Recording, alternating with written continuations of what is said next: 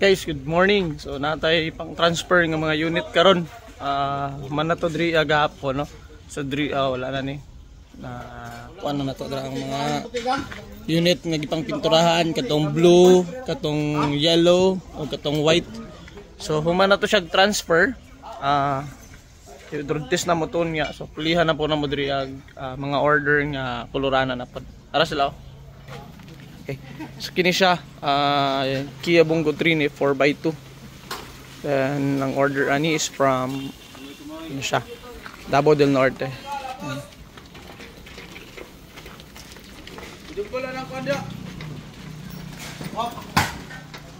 4x2 lang ni siya guys. So na-prepare na ni siya. Itong mga kuwan niya is ipang na siya primeran, then na-start na siya masilya po. Ito yung chassis niya guys. So ito yung proseso namin dito, mano-mano lang, tinabangay, helping each other. Mano-mano lang yan.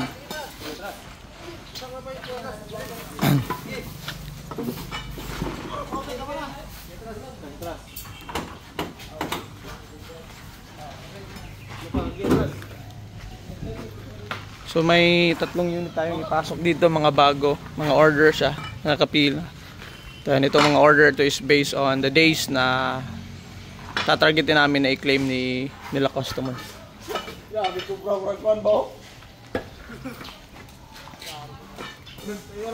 Okay.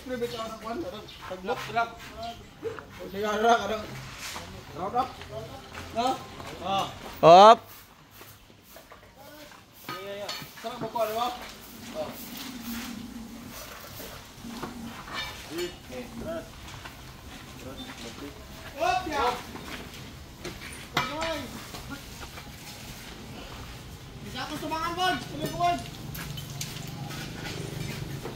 So dito may 6 tayo na pinipinturahan. This will be bound for Quezon Province. 6 na 4x4. Shout out to Sir Istolonio, our customer of this from Quezon Province. This one also is yung kahapon na vlog natin na hindi pa na start, pero ngayon na full masilya na. So by tomorrow mag primer na taan. So yung mga napinturahan doon na natin transfer doon kasi natin ipa-finalize. Kasi dito puno to ng tubig dahil sa pagmasilya at sa pagliha. Ang next naman ay transfer nila is doon. Ha? Patuin mo ganit.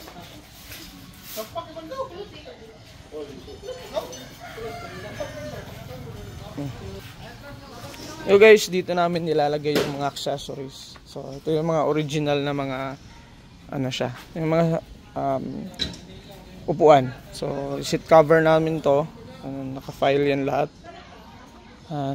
Tapos ito yung mga arrangement namin sa mga accessories, yung sa sun visor. Ka-indicate din dito kung ano yung mga chassis number, ano yung definition, like Bongo 3, double cab, chassis number, this one.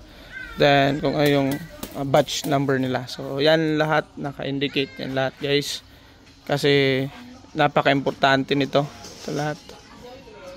As well as yung mga ito yung mga handle. Ito yung mga handle. So naka-separate din to lahat. Ito yung mga side mirror, separate din yan lahat. Yan yung mga manubela. Yan. No, yan pa yung mga manobela lahat. Separate yan lahat. So yung ibang mga ano natin, ibang mga dashboard is nandun sa kabila.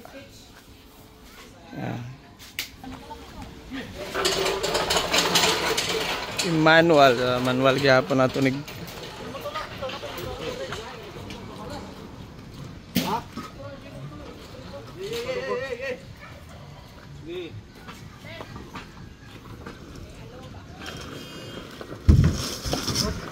Aha.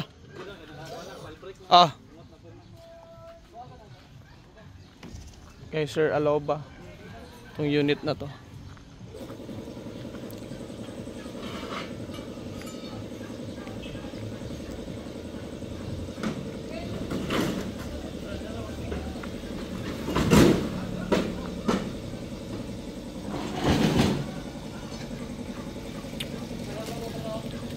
Kaya bot, basit lang. Okay.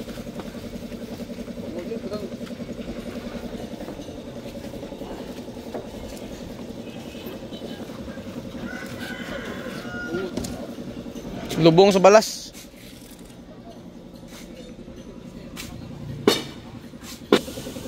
Para ma-road test na to ron.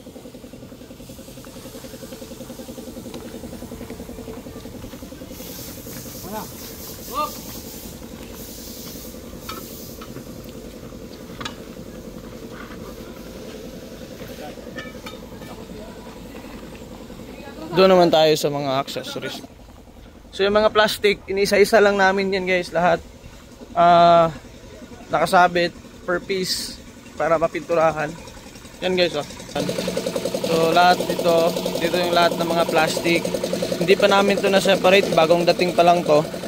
But each unit has its own complete plastics. Yan. Kompleto yan lahat, from door pod, lahat. Ito, separate pa namin to. So ganito yan guys oh. Ito. Tahan natin dito.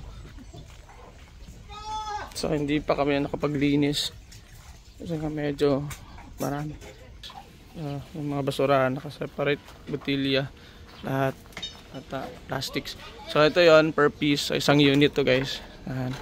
Hindi kasama dito yung door pad, pero isang unit na to lahat. Nakatali. Yan, isang unit din to. Isang unit to. Tsaka dito, isang unit din yan. Tapos dito, isang unit din yan. Kailangan to i-separate para hindi siya magka-watak-watak. And at saka importante na kompleto yung mga plastics natin. So may naka-assign dyan isa-isa. Ligot. Sige, dito. Ligot sa kanila ligot din. Sige, dito. Sige, ito lang, trap. Oh. Sino na tani? Dili mo. Dito. Ito na. Saan ko na to ba? Atas na po na to. Ito wahin yung lubog. Sige, sige. Gang! Play ko kompresor, gang! Ikaw day, ay, ikaw. Tawagin ako si Jason kung naba sila terad in sa kwan. Ay katong rock in sa. Oh. Rock in ba to terad in?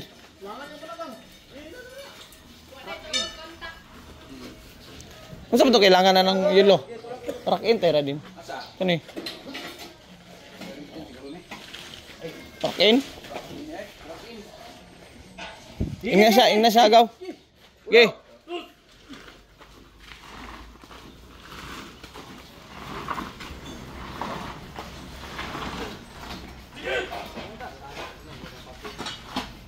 Yun lang muna guys, please don't forget to subscribe, update.